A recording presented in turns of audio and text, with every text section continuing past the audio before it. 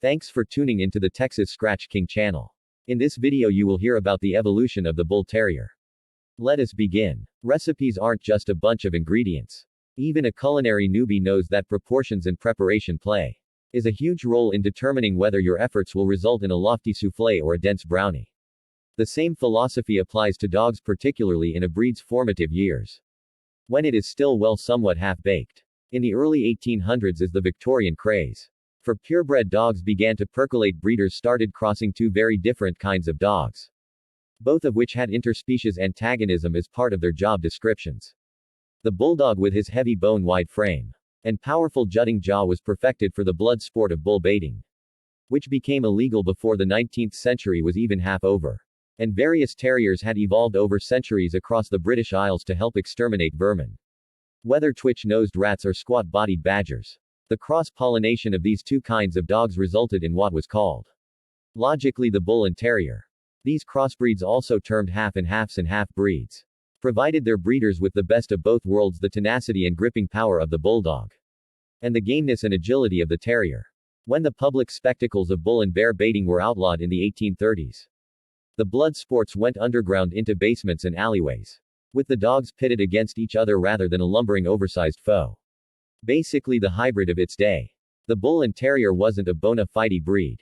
Rather, it was a rough outline, a starting point for several breeds, including the dogs that today we call pit bulls. From Bull and Terrier to Bull Terrier.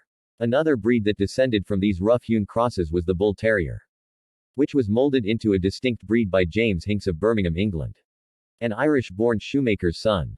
Hinks started his breeding career raising poultry and rabbits, and soon segued to the lucrative dog market. Sort of 19th century dogdom's answer to the cake boss. Dog dealers like Hinks often maintained large dog yards, where they crossed various sizes and styles of dogs to arrive at a recipe that would develop an enthusiastic following. Like any good cook, Hinks added a dash of this and a pinch of that to make the standard Bull and Terrier formula his own. While as a rule these pragmatic working-class dog dealers did not document their improvisations, Hinks' son, also named James, noted that his father used Dalmatians early on to impart the Bull Terrier's striking all-white coat. The most successful dog dealers were also clever marketers, able to anticipate future fads and fashions. Hinks concentrated on streamlining his dogs while retaining their density of form. Some suggest he added greyhound or pointer to straighten the legs, which had a tendency to bow thanks to the bulldog's genetic contribution. As they lost some of their bulliness, the dogs became more refined, with longer forefaces and necks and less wrinkling and lippiness. In short, they became the old fighting dog, civilized, with all of his rough edges smoothed down without being softened, alert, active, plucky, muscular, and a real gentleman, recalled Hinks' son James. Naturally, this change brought the Bull Terrier many admirers. The White Cavalier, a fixture at the dog shows that were cropping up with increasing regularity. Hinks presented his new Bull Terrier at a Birmingham show in May 1862. As he had intuited, the public was attracted to the milky white coat, as well as the idea of a good-natured dog that wasn't spoiling for a fight but yet would have no problem finishing one. A concept of canine chivalry that earned the Bull Terrier the nickname the White Cavalier. A few lines of rhyme penned by a terrier aficionado of the day perhaps sum it up best. Hinks found a Bull Terrier a battered old bum, and made him a dog for a gentleman's chum. Like much of England's burgeoning middle class, the Bull Terrier may have had humble, even less than impeccable roots, but that didn't mean he couldn't transcend them to become a well-heeled companion. In addition to moving away from the look of a fighting dog, the Bull Terrier diluted the corresponding temperament as well, earning a reputation as a playful and exuberant fellow whose occasional streaks of independence were easily forgotten in the face of his jaunty charm. For his part, Hinks was apparently less amiable than the dogs he bred in 1855. He was reportedly sent to prison for stealing rabbits from a vicar's garden. There are also several cases of assault among the reported victims. A police officer who requested Hinks remove a crate of chickens from a walkway. An inebriated patron of the pub Hinks owned who did not take kindly to the proprietor breaking up a fight. And even a Bull Terrier that reportedly bit Hinks in the ring, though the dog's owner maintained that Hinks was trying to eliminate the competition.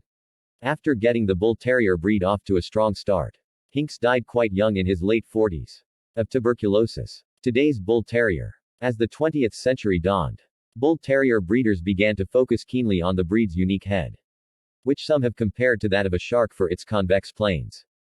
The dramatic profile slopes gracefully from the top of the skull to the tip of the nose without the suggestion of a stop, which is where the foreface meets the muzzle. To complement this uniquely full face, breeders strove to produce dogs with dark, deep-set triangular eyes imparting what today's standard calls a piercing glint. Around the same time that the Bull Terrier's unique egg head began to become standardized, breeders began to introduce color into the breed.